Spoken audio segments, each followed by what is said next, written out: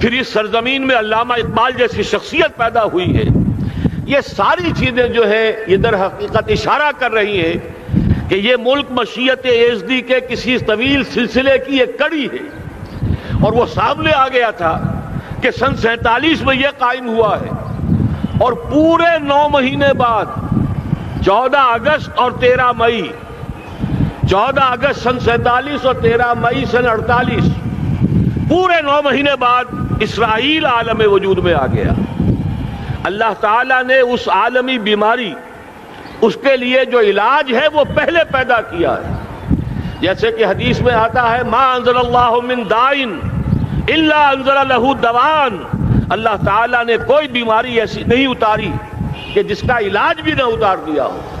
اور جیسے کہ ماں کی چھاتیوں میں بچے کی ولادت سے پہلے دودھ پیدا ہو جاتا ہے، اس کی غذا کا بندوبست پہلے ہو جاتا ہے، اسی طریقے سے اسرائیل کا جو فتنہ اٹھنے والا تھا اس کی سرکوبی کے لیے پاکستان وجود میں آیا ہے.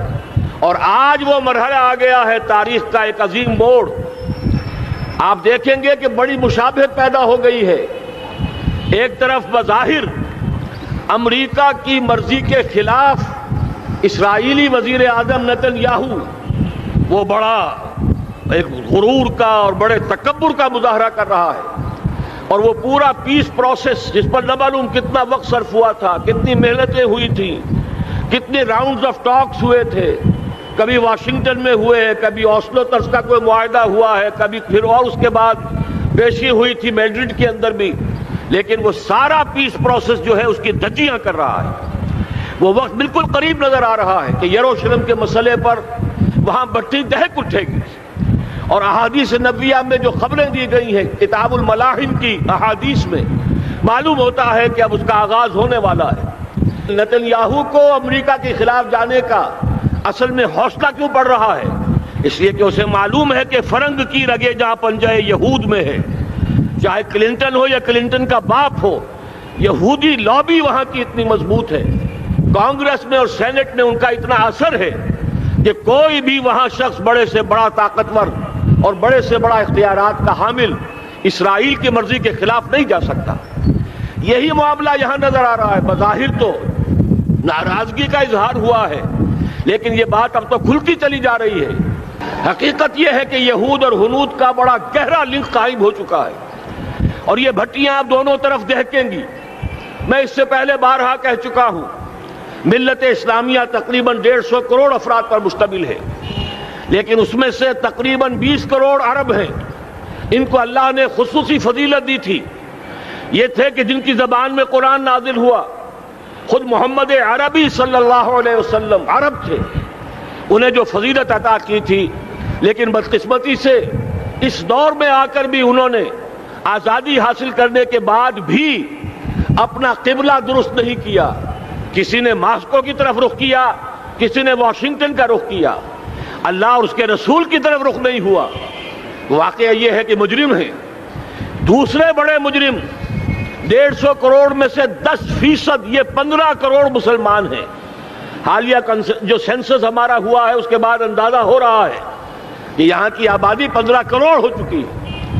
10% امت مسلمہ کا مسلمانان پاکستان ہے، اور یہ اس اعتبار سے کہ اسلام کے نام پر ملک بنا کر نصف صدی گزار چکے، لیکن یہاں پر اسلام کا بول بالا نہیں ہوا، کتاب و سنت کی بالا دستی کر اعلان نہیں ہوا. دستور میں ساری اسلامی دفعات موجود، لیکن اس کے ساتھ ہی ایسے خلا موجود، چور دروازے موجود کہ کوئی دفعہ بھی مؤثر نہیں ہے. یہ منافقت کا پلندہ لے کر ہم چل رہے ہیں اس دستور کو، اس دستور مملکت پاکستان کو. لہذا واقعہ یہ ہے کہ یہ بھٹی جو ہے اب ہماری آزمائش کے لیے آگ ابراہیم ہے، نمرود ہے. کیا کسی کو پھر کسی کا امتحان مقصود ہے؟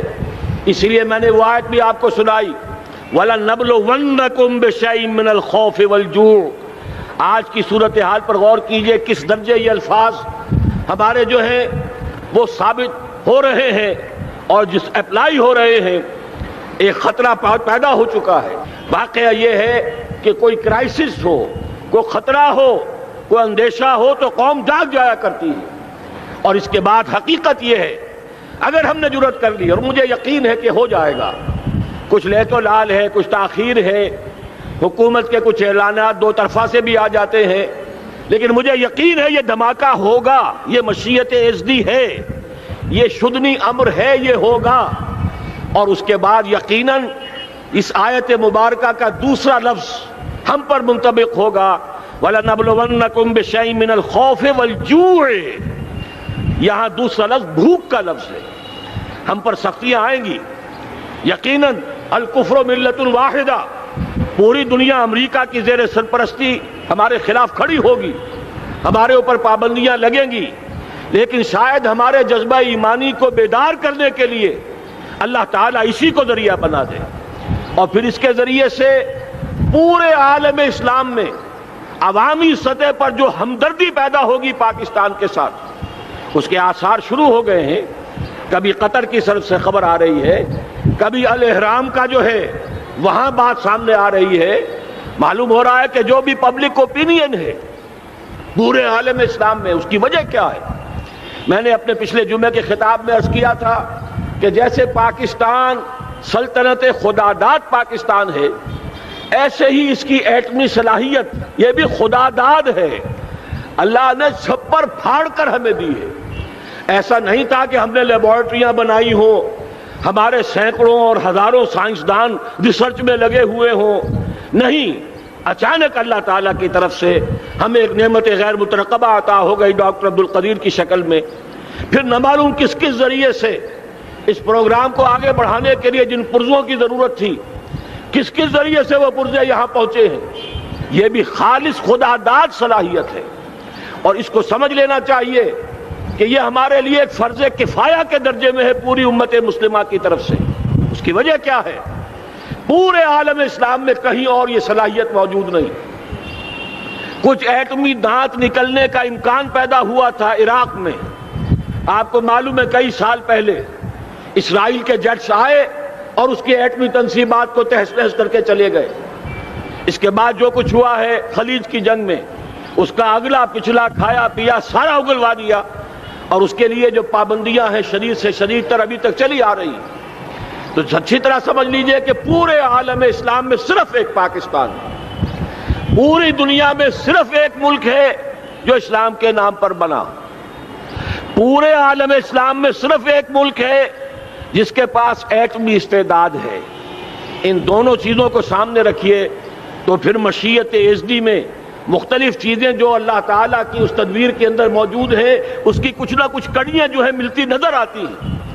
لہذا اگر یہ معاملہ ہو جاتا ہے تو یقیناً اگرچہ سختی آئے گی، وَلَنَبْلُوَنَّكُمْ بِشَيْءٍ مِّنَ الْخَوْفِ وَالْجُوعِ، لیکن ایک تو یہ کہ اس قوم کے اندر سے انشاءاللہ جذبہ ایمانی برآمد ہوگا، اس قوم کے اندر سے ایثار اور قربانی کے جذبات برآمد ہوں گے، پورے عالم اسلام کی اخلاقی سپورٹ اسے حاصل ہوگی۔ اور میں یہ سمجھتا ہوں کہ جیسے نوائے وقت نے بھی بہت اچھا کیا، کل یا پرسوں کے اپنے جو سر وقت پر وہ احادیث شائع کر دی ہیں، جن میں سے دوسری حدیث بڑی معنی خیز ہے۔ حضور نے فرمایا اصابتان احرزہم اللہ من النار، دو لشکر ایسے ہیں کہ جن کو اللہ تعالیٰ نے جہنم کی آگ سے چھٹکارے کا پروانہ دے دیا، وہ لشکر جو ہیں وہ جہنم کی آگ سے چھٹکارا پا گئے، احرزہم اللہ